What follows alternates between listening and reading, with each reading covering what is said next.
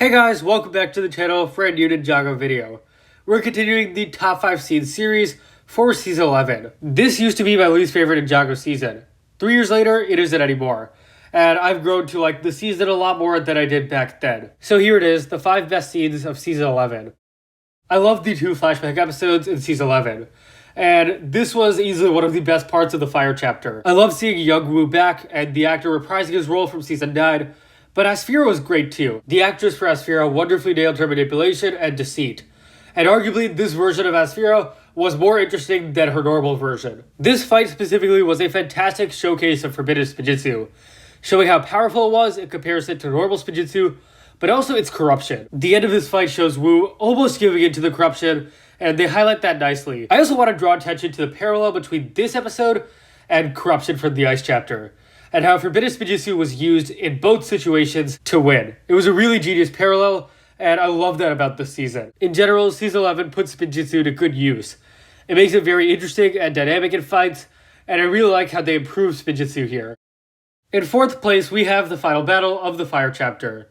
This fight feels so chaotic, and I love it. It just felt, honestly, really epic to see this clash of forbidden spinjitzu. It goes without saying that this is just a great fight. Just like the previous fight I talked about, this one uses spinjitzu very well and makes it the centerpiece. Unfortunately, we don't see too much of forbidden spinjitzu in this season, but when we do, it's so good. I also love how this fight incorporates most of the ninja. We get to see them each have their moment in the spotlight, and I like how this fight is continuous. One ninja goes out, another comes in. It's a very fluid fight, and yeah, it's short, but it's almost entirely action-based.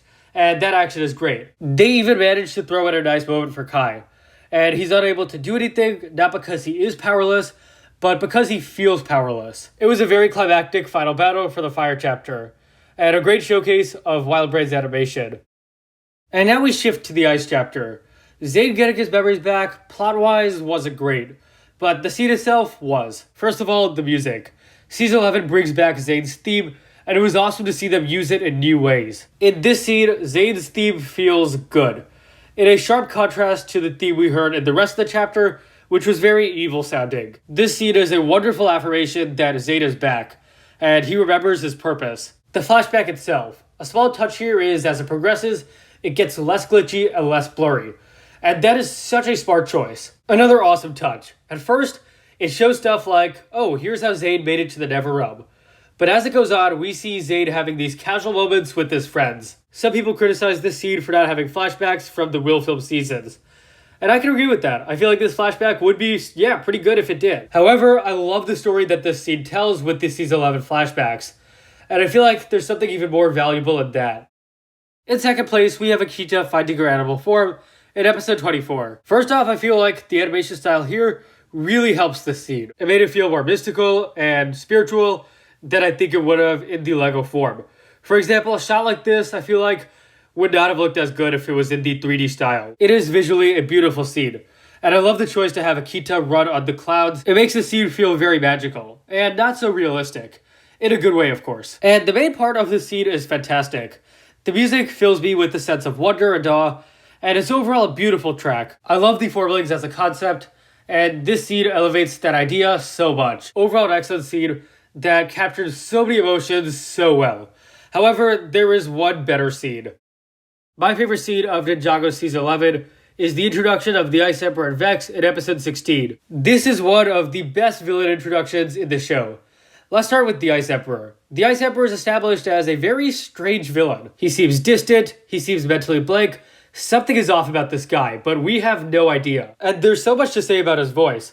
It's robotic, cold, deep, slow. Brett Miller nails the voice. My first impressions of the Ice Emperor were, this guy's weird, he's creepy, and that's such a cool idea to explore. No other villain is like this. But the scene is great for Vex too. We get the idea that he's clearly manipulative, but we don't know yet that he's the mastermind. This scene doesn't establish that. Less is more in this scene. It gives us a bit of information, but not everything. And it tells us enough to get us hooked and interested. And it raises so many questions. Who is the Ice Emperor? What is the relationship between him and Vex? And of course, I could go on about the music too. It's chilling and unsettling, and they turned Zayn's heroic theme into a twisted and dark one. It might have been surprising for you guys to see this scene at number 1. instead of the final battle. But this scene is just such an excellent introduction to the Ice Chapter villains, and sets the mood really well for the rest of the chapter. Thank you all so much for watching, guys. If you enjoyed, please leave a like, subscribe, share with anyone you know. Share your favorite scenes of Ninjago Season 11, Secrets of the Forbidden Spinjitzu below, and I'll see you guys next time.